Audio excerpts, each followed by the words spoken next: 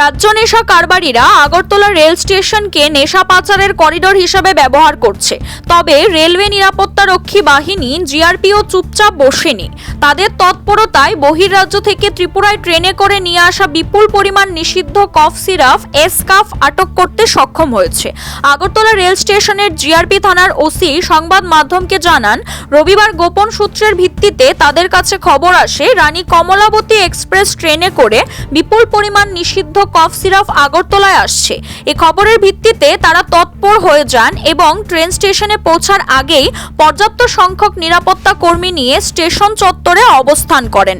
Train স্টেশনে পৌঁছা মাত্রই নিরাপত্তা কর্মীরা তল্লাশি শুরু করে দেন।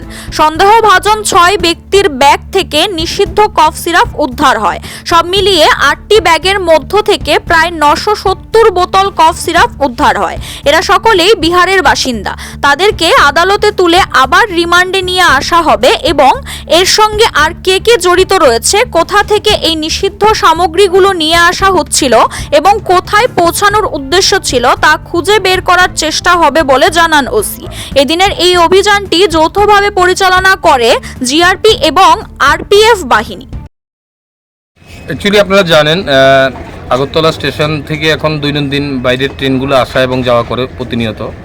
তো ওটার বেসিসে আমরা প্রত্যেকদিন বাইরের ট্রেনগুলো যখন যায় তখন আরপিএফের বড়োবাবু তাইনের অফিসার স্টাফ, আমরা জিআরপির অফিসার স্টাফ জয়েন্টলি আমরা ডেইলি এটা থ্রো চেকিং করি এবং দৈনিক এখান থেকে কন্ট্রাব্যান্ড গুডস এবং ইলিগেল মাইগ্রেন্টস অ্যারেস্ট হচ্ছে, ডিটেইন হচ্ছে। আপনারা দেখছেন এখন একটা ট্রেন্ড আমরা দেখতে পাচ্ছি, কিছু ট্রেনে করে বাইরের থেকে কিছু কফ সিরাপ মাঝে মাঝে আসছে।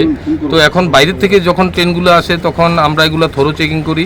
তার মধ্যে আজকে ওসি আরপিএফ সাহেবের কাছে যে ইনফরমেশনটা ছিল সেটাকে আমরা জয়েন্টলি একসাথে আমরা ট্রেনটা অ্যারাইভেল হওয়ার আগেই আমরা ওই ট্রেনটাকে কর্ডন করি।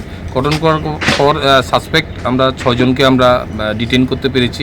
তাদের ব্যাগ, যে ব্যাগগুলা বলেছে আপনাদের, এই ব্যাগগুলা আমরা তল্লাশি করে এগুলোর থেকে সাসপেক্টেড ফেন্সিডেল কফ সিরাপ আমরা পেয়েছি প্রায় 970 বোতল 8টা ব্যাগের মধ্যে। তো এগুলা নিয়ে আমরা এগুলা সিজার করেছি। সিজার করার পর আমরা একটা এনডিপিএস কেস নেব। তো কেস নেওয়ার পর দেখব এখানে যারা অ্যারেস্ট হয়েছে তাদের মধ্যে আমাদের গোয়ালা বস্তির একজন ছেলে আছে, সেও বিহার থেকে এসে এখন পর্যন্ত কনফেস করেছে। বাকি যারা অ্যারেস্ট হয়েছে তারাও বিহারের বাসিন্দা। তো আমরা তাদের পুলিশ রিমান্ডে আনবো, আনার পরে আমরা জয়েন্টলি ইন্টারোগেশন করব, করে এখানে লোকাল এখানে কারা কারা আরও ইনভলভ আছে এবং কোত্থেকে কন্ট্রাব্যান্ডগুলা বোর্ডিং হয়েছে এবং কোথায় যাবে আর কারা জড়িত আছে এগুলো আমরা বের করব এই কেসের ইনভেস্টিগেশনের মাধ্যমে। Siri TV, channel for news and entertainment.